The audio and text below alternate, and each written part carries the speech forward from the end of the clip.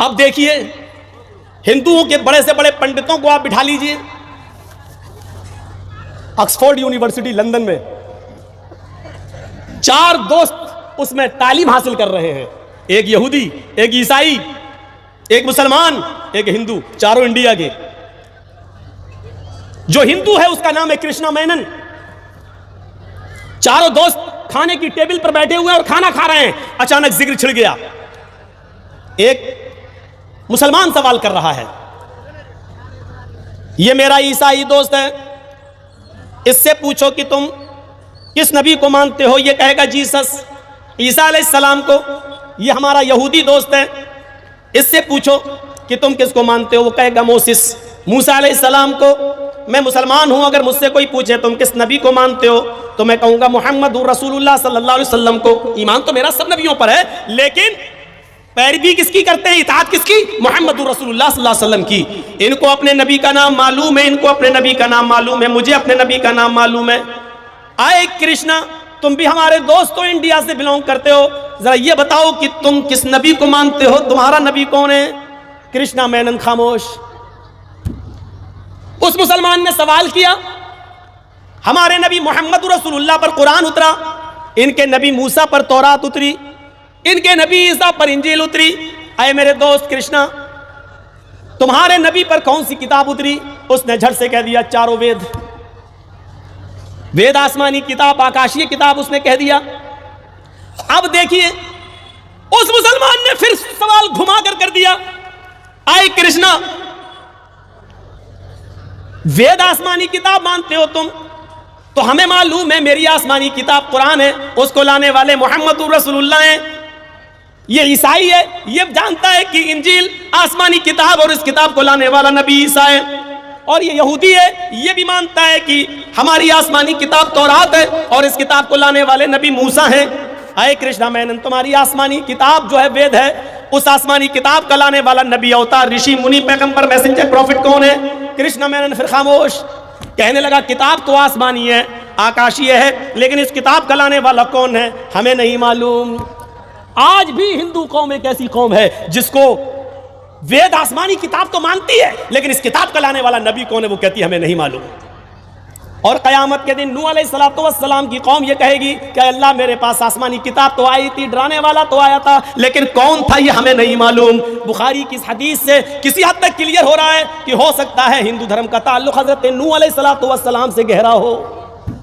मैं अभी भी क्लियर नहीं कह सकता हूं, कोई ये ना कहे कि मौलाना साहब हिंदू धर्म को कौम नूह अलैहिस्सलाम की कौम कह गए। लेकिन बुखारी की हदीस से जब बहुत से लोग मसाइल का इस्तिदलाल करते हैं, तो एक ये मेरा भी एक इस्तिदलाल हो सकता है कि नूह अलैहिस्सलाम की कौम कयामत के दिन ये कहेगी, अल्लाह मुझे नहीं मालूम, आया तो था कोई, लेकिन कौन आया था ये मुझे नहीं मालूम। और हिंदू धर्म एक ऐसी कौम है जो ये कहती है कि मेरे पास डराने वाला नबी तो आया था, लेकिन कौन था ये मुझे नहीं मालूम, ये मुझे नहीं मालूम। और फिर सबसे पुराना धर्म, प्राचीन धर्म हिंदू धर्म, और मूर्ति की सबसे पहली पूजा और मूर्ति की सबसे पहली तपस्या और इबादत और मूर्ति पूजा सबसे पहले अगर चली है तो कौम नूह के अंदर। नूह अलैहिस्सलाम के इंतकाल के बाद नूह अलैहिस्सलाम की कौम के 5 बुजुर्ग, वद, सुआ, यगूस, यऊक, नस्र, इन 5 बुजुर्गों की मूर्तियां बनाकर सबसे पहले मूर्ति की पूजा की शुरुआत नूह अलैहिस्सलातु वस्सलाम के जमाने से हो रही है, नूह के इंतकाल के बाद नूह की कौम से हो रही है। और आप जानते हैं कि हिंदू धर्म के अंदर मूर्ति पूजा से नीचे कोई शुरुआत ही नहीं होती है, और ये भी बहुत प्राचीन कौम है, पुरानी कौम है, और ये उसी जमाने से मूर्ति पूजा करती चली आ रही है। बताइए, उसलूब बदल दो, ये कहने की जरूरत नहीं कि मोहम्मद सल्लल्लाहु अलैहि वसल्लम का दीन है, ये कह दो कि मोहम्मद सल्लल्लाहु अलैहि वसल्लम थे, हमारे नबी हैं, लेकिन ये वो नबी है, इन्होंने कोई नया दीन नहीं दिया, ये वही दीन है जो मनु लेकर आए, जो कृष्ण जी लेकर आए, जो रामचंद्र जी लेकर आए। रामचंद्र जी का क्या धर्म था आप तो जानते हैं, मेरी किसी तकरीर में देख लीजिए, वाल्मीकि रामायण, ये वाली नहीं, ये जो अभी चली है, ये तो अभी लिखी गई है कुछ दिन पहले, तुलसीदास जी वाली रामायण का तो वजूद अभी से हुआ है, ज़्यादा दिन नहीं हुए। रामचरितमानस का पुरानी रामायण जो 2000 साल पहले लिखी गई थी, हिंदू धर्म के आस्था और अकीदे के मुताबिक 2000 साल पुरानी जो किताब है उनकी, वाल्मीकि रामायण, उसमें आज भी लिखा हुआ है कि जब रावण सीता का हरण करके ले गया और हनुमान और लक्ष्मण जब तलाश करके सीता को लेकर आए तो सीता जी अपने पति रामचंद्र जी का आशीर्वाद लेने के लिए उनके पैरों पे गिर पड़ी और उनके पैर छूने लगी कि मुझे आशीर्वाद दो, आपके आशीर्वाद से मैं बच गई। और हनुमान जी ने और लक्ष्मण ने हमको रावण के चंगुल से निकाल लिया और बचा लिया, और रावण हमारी इज्जत पर हाथ नहीं डाल सका, ये लोग हमें बचा कर लाए। तो रामचंद्र जी के जब पैर छुए, अपने पति के जब पैर छूने लगी, तो वाल्मीकि रामायण में लिखा रामचंद्र जी ने उठा लिया अपनी पत्नी को, पैर नहीं छूने दिए, ये कांधा पकड़ा और खड़ा कर दिया और क्या कहा, राम रामाय नमः राम रामाय सत्यमस्ति। हाय सीता मैं तेरा राम हूं, राम रामाय, तेरे राम का राम है ऊपर वाला। जब आए आ जाए संस्कृत भाषा में राम रामाए, तो आए जब आ जाए तो उसका मतलब का लिए, के लिए, को लिए, का के की का तर्जुमा हो जाता है। राम रामाए, राम के राम को नमः नमस्कार करो, प्रणाम करो, सर झुकाओ। राम रामाए नमः राम रामाय सत्यमस्ति। हाय सीता तू मेरे पैर क्यों छू रही है, मेरे पैर क्यों पकड़ रही है, मेरे सामने क्यों झुक रही है, मैं तेरा राम हूं और राम का राम है ऊपर वाला।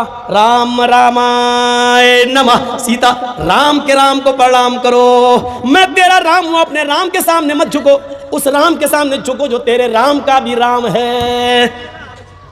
रामचंद्र जी ने अपनी पत्नी को पैर नहीं छूने दिए, अपने सामने सर नहीं झुकाने दिया, अपने सामने झुकने नहीं दिया। रामायण की ये पंक्ति किसी न किसी शक्ल में सुनन नसई और इब्न माजा के सफहात पर देखी जा सकती है। अल्लाह के नबी जनाब मोहम्मद रसूलुल्लाह सल्लल्लाहु अलैहि वसल्लम के पास जब हीरा शहर से एक सहाबी आए, कहने लगे कि अल्लाह के रसूल, हमने हीरा शहर के अंदर यहूदियों और ईसाइयों को देखा है कि वो अपने अपने बादशाहों के सामने सजदा कर रहे हैं, आप ज्यादा हकदार हैं कि हम आपको सजदा करें, आप ज्यादा हकदार हैं। जब वो लोग अपने बादशाहों के सामने सजदा कर सकते हैं तो हम अपने रसूल के लिए, अल्लाह के पैगंबर के सामने सजदा क्यों ना करें। तो अल्लाह के नबी सल्लल्लाहु अलैहि वसल्लम ने बजाय जवाब देने के, उनको बजाय मना करने के, डायरेक्ट मना करने के, आपने उनसे एक सवाल कर लिया। आपने फरमाया अमरत बिक़ब्री अतस्जुदु लहू, क्या जब तुम मेरी कब्र के पास से गुजरोगे तो क्या तुम उसे सजदा करोगे। पढ़िए इब्न माजा, अल्लाह के नबी क्या कह रहे हैं, अबू दाऊद क्या कह रहे हैं अल्लाह के नबी। सहाबी कह रहे हैं अल्लाह के रसूल मुझे इजाजत दीजिए कि मैं आपको सजदा करूं। यहूदी अपने बादशाह को सजदा कर रहे हैं, ईसाई अपने बादशाह को सजदा कर रहे हैं, तो क्या मैं अपने नबी को सजदा ना करूं। तो अल्लाह के नबी सल्लल्लाहु अलैहि वसल्लम ने क्या कहा, क्या तुम मेरी कब्र के पास से गुजरोगे तो क्या सजदा करोगे। सवाल हो रहा है जिंदगी में सजदा करने का, मुझे इजाजत दीजिए कि मैं आपको सजदा करूं। और आपको फिक्र है इंतकाल के बाद की, क्या मेरे कब्र के ऊपर से गुजरोगे, पास से गुजरोगे तो सजदा करोगे। मतलब क्या था, जिंदगी में तो मैं करने नहीं दूंगा, जब तक मैं जिंदा हूं तो मैं रोक लूंगा, ये शिर्क के दरवाजे कभी खुलने नहीं दूंगा। मेरी जिंदगी में तो कभी हम अपने सामने सर झुकाने नहीं देंगे तुम्हें, लेकिन फिक्र हुई इंतकाल के बाद की, ऐसा ना हो कि मेरे इंतकाल के बाद जैसे यहूद और नसारा ने अपने अपने नबियों की कब्रों को सजदागाह बना लिया, ये लोग भी कहीं मेरी कब्र को सजदागाह ना बना ले, चूमने चाटने की जगह ना बना ले। तो आपने फौरन सवाल कर लिया, क्या तुम मेरी कब्र के पास से गुजरोगे तो सजदा करोगे। साहबा ने कहा नहीं, ला काल फला तफअलु, करना भी नहीं ऐसा। देखिए अबू दाऊद का अल्फाज, फला तफअलु, ऐसा करना भी नहीं, मेरी कब्र के पास से गुजरो तो उसको सजदा करना भी नहीं। इसके बाद आपने क्या फरमाया, रामचंद्र जी वाली बात, क्या कहा, मेरे सामने क्यों झुक रही है, झुकना है तो ऊपर वाले के सामने झुक, अपने राम के को रमा कर, नमस्कार कर झुक। अल्लाह के रसूल ने भी यहाँ क्या कहा, अगर अल्लाह के अलावा सजदा किसी को जायज होता, अगर अल्लाह के अलावा यहाँ सजदा किसी के सामने, सर झुकाना किसी के सामने जायज होता, तो मैं औरत को हुक्म देता कि वो अपने शौहर को सजदा करे। इस हदीस ने क्लियर कर दिया, रामचंद्र जी ने भी अपने पत्नी को पैर नहीं छूने दिए। यहाँ अल्लाह के रसूल ने क्या कह दिया, अगर अल्लाह के अलावा किसी को सजदा करना जायज़ होता तो मैं औरत को हुक्म देता कि वो अपने पति को सजदा करे, लेकिन सजदा सिवाय अल्लाह के किसी और के लिए है ही नहीं, इसलिए बीवी को भी जायज़ नहीं है कि वो अपने शौहर के सामने झुके। ये है समानता, ये है बराबरी जो हिंदू भाइयों में भी और हमारे अंदर भी है।